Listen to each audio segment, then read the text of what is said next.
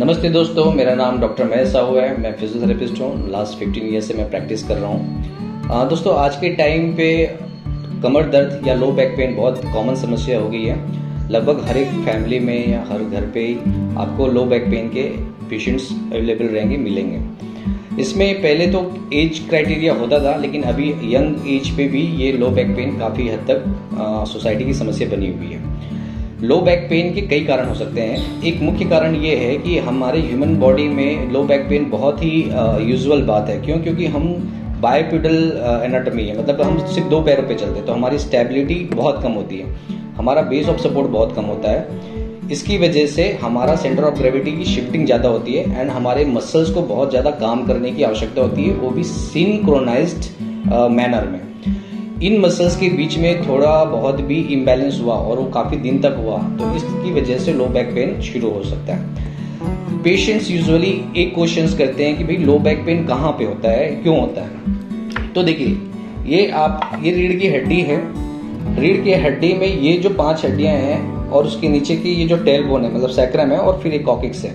तो ये एरिया आपका लोअर बैक एरिया कहलाता है। इस एरिया में आपको पेन है तो उसको लो बैक पेन कहते हैं। लो बैक पेन मुख्य रूप से आपको मैकेनिकल इश्यूज की वजह से होता है।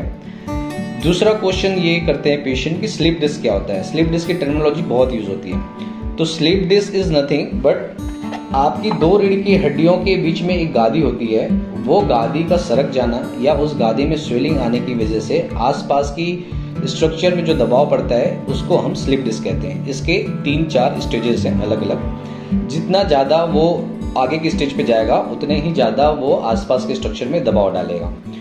देखिए, इसको आप अपने घर पे कैसे आइडेंटिफाई कर सकते हैं। अगर आप कोई काम कर रहे हैं, एक्सर्शन हो रहा है, तो आपकी मसल्स फटीग हो जाएगी, मसल स्पाज्म में चली जाएगी, उसकी वजह से आपको लो बैक पेन है।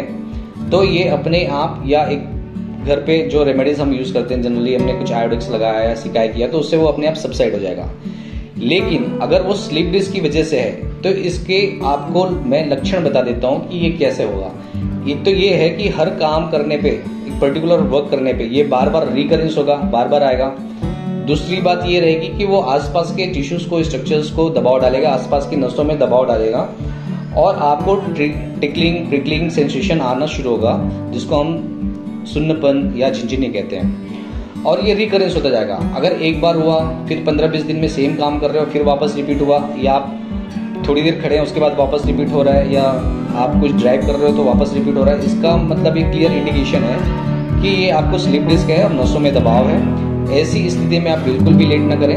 आपके नियरेस्ट जो भी सर्जन है, फिजिशियन है, फिजियोथेरेपिस्ट है, ऑस्टियोपैथ है, कायरोप्रैक्टर है, उनसे जाके आप इमीडिएट कंसल्ट करें। इसको अवॉइड बिल्कुल भी ना करें। Thank you.